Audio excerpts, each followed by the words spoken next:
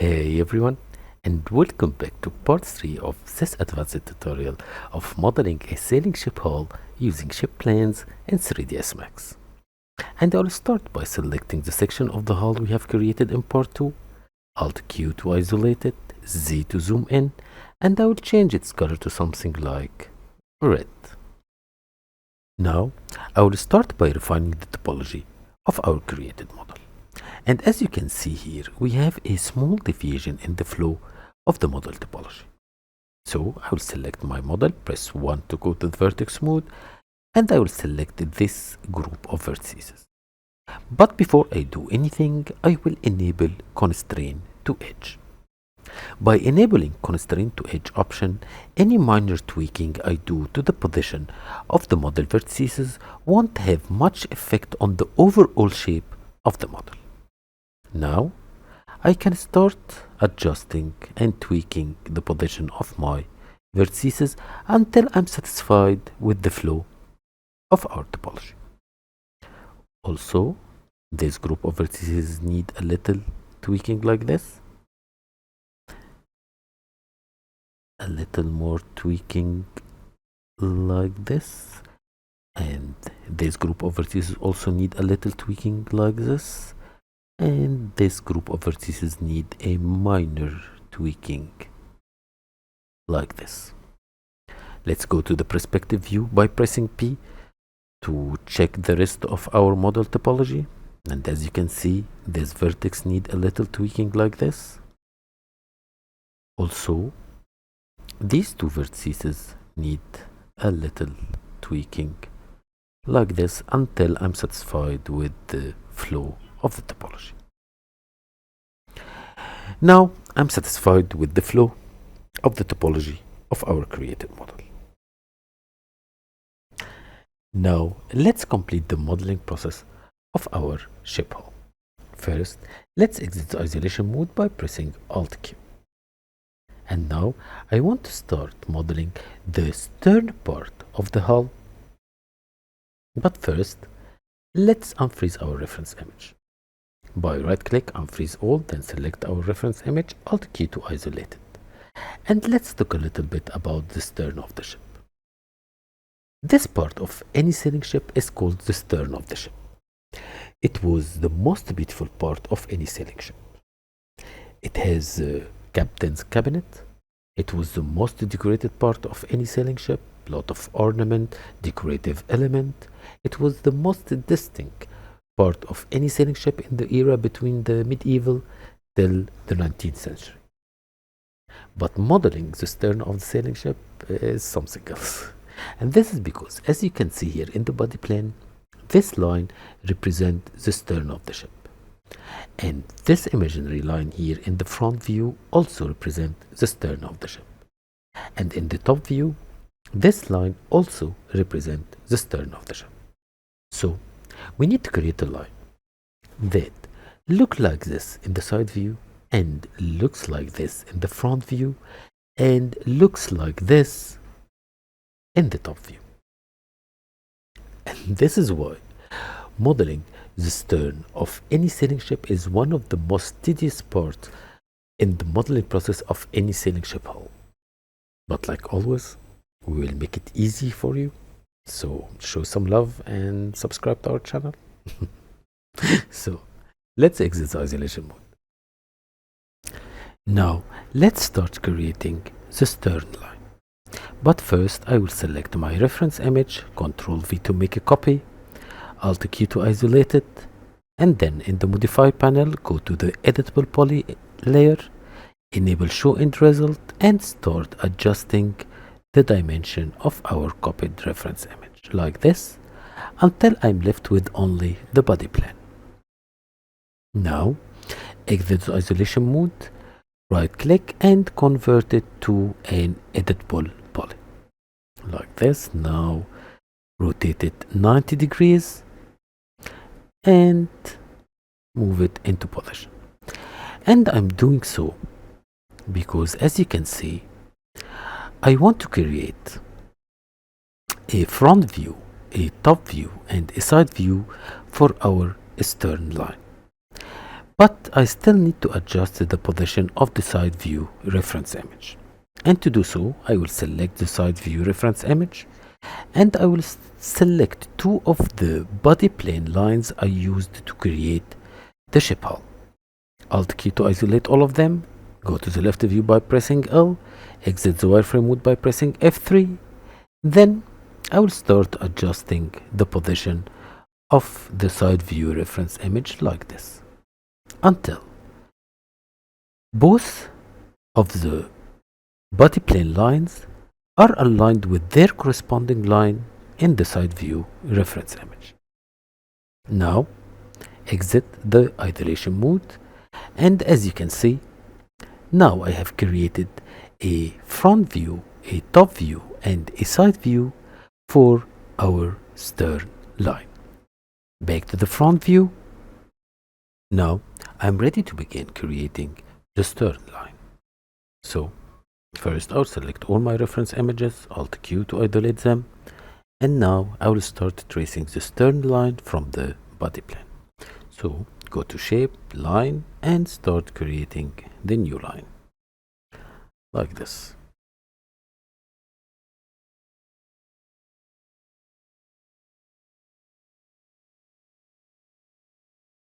And by the way, I am moving the cam with the cursor using shortcut I. And here we are. The first stage of creating the line is done. Now second stage, which is adjusting the curvature of the line. Select any vertex, right click, convert from corner to Bezier. Then start adjusting the arms of the Bezier until the curvature of the created line follows the curvature of the traced line. Like this. Same process.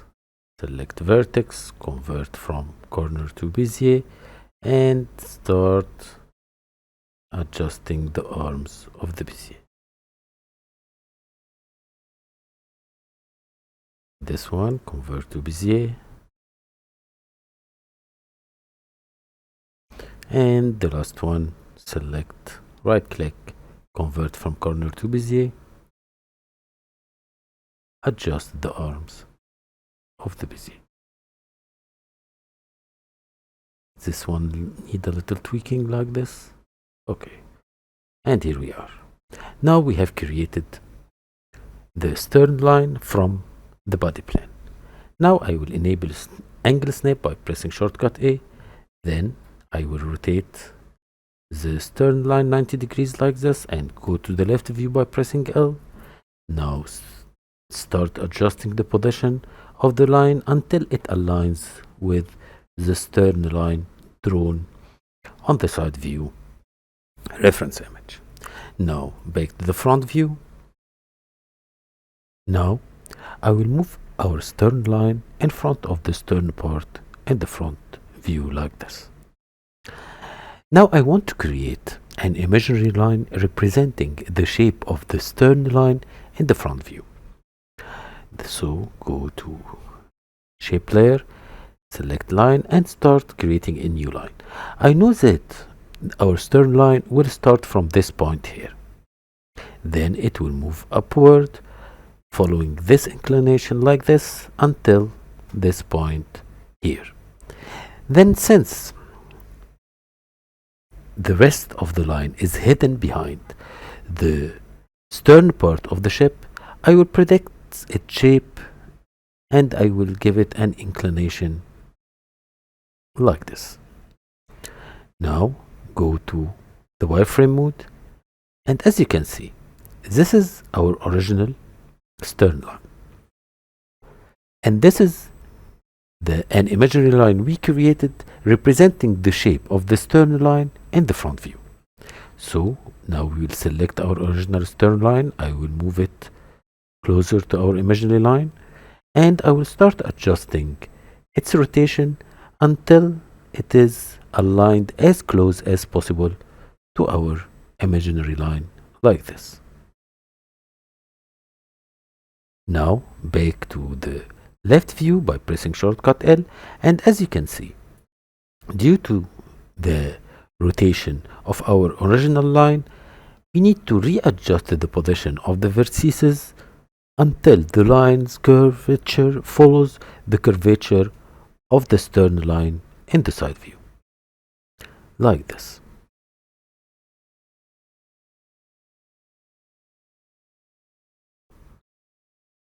Like this. And now, minor tweaking. And now, our line is aligned with the stern line in the side view. Back to the front view. As you can see, I know that the stern line will have this inclination in this area here. So I will select this vertex and start moving it like this. And then I will start adjusting the arms of the Bezier until our stern line aligns with the inclination of our imaginary line, like this. I will try to be as precise as possible, although we don't know the exact shape of the stern line in this part, but we will try to preserve the shape as possible, like this. Now back to the left side. As you can see, our created line or our original stern line follows the stern line in the left view. In the front view, it is as close as possible to the imaginary line we have created. Now I will exit the wireframe mode. Now to the top view by pressing shortcut T, and as you can see, here is our created stern line. But first, let me slightly adjust the position of the reference image like this until it aligns with our created stern line. And now, as you can see, this is our created stern line. It is close to the curvature of the stern line in the top view, but it still needs a lot of tweaking and adjustment for the position of the vertices and the arms of the Bezier, like this vertex here. I will start adjusting its position and the arm of the Bezier, but by doing so on the top view, we'll go to the left view. We'll see that the same adjustment I do will also affect the vertices in the side view, so I will start adjusting them, then the front view, and so on. A lot of tweaking. I will fast forward the video because I want you to see the adjustment process.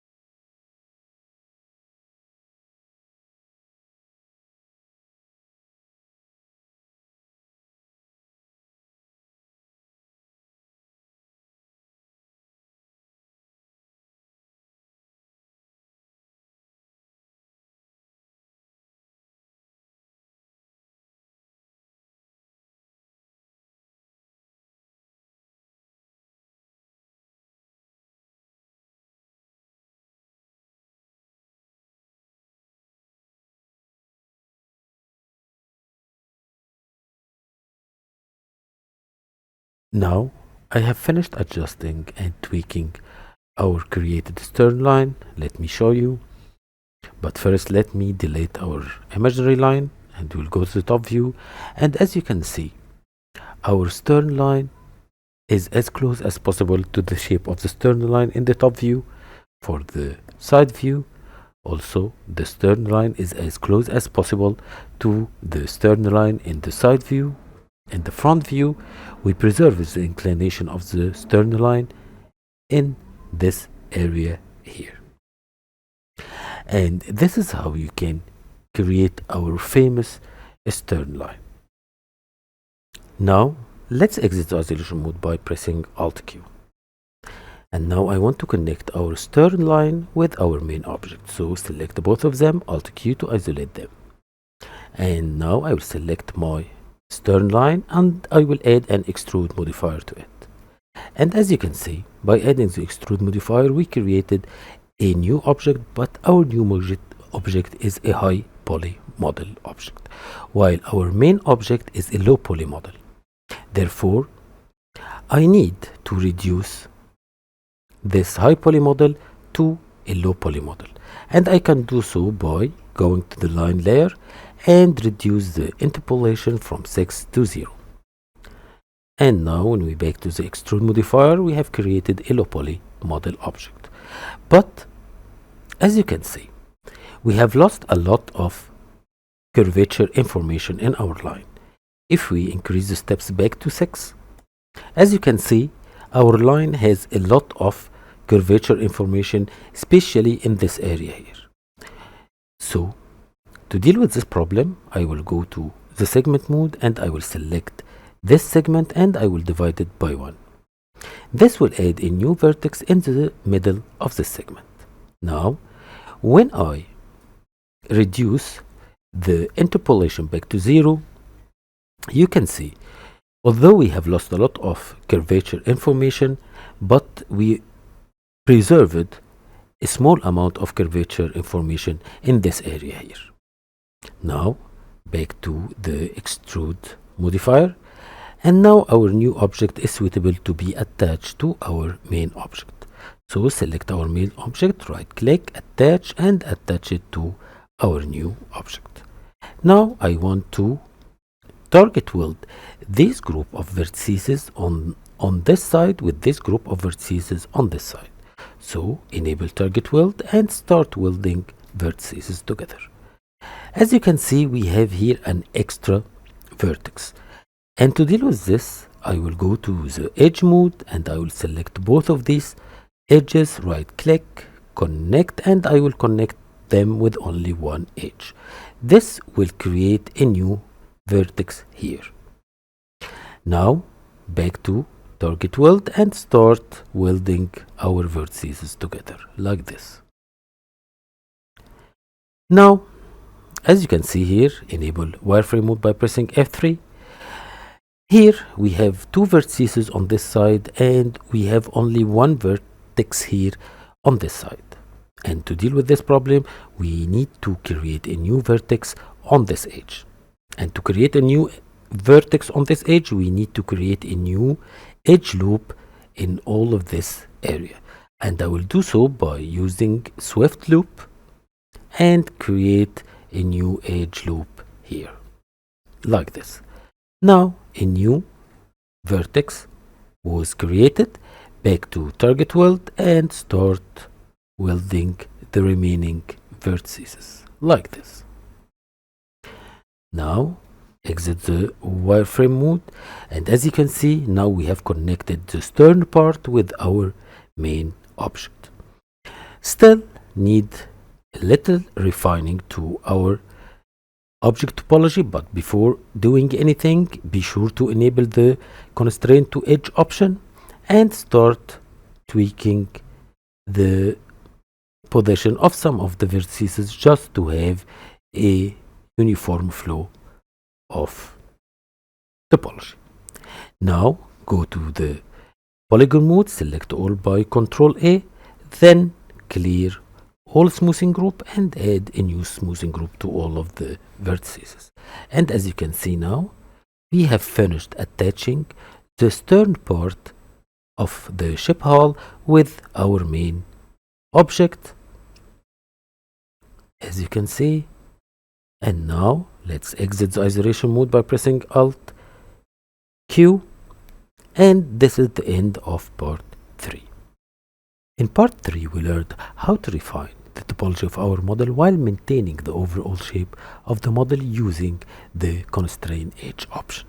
We also learned about the sailing ship stern, and we modeled the stern part of our ship hull. In part 4 we will finish modeling our ship hull, so don't forget to subscribe to our channel, show some love by liking our video. Stay tuned. See you in part 4.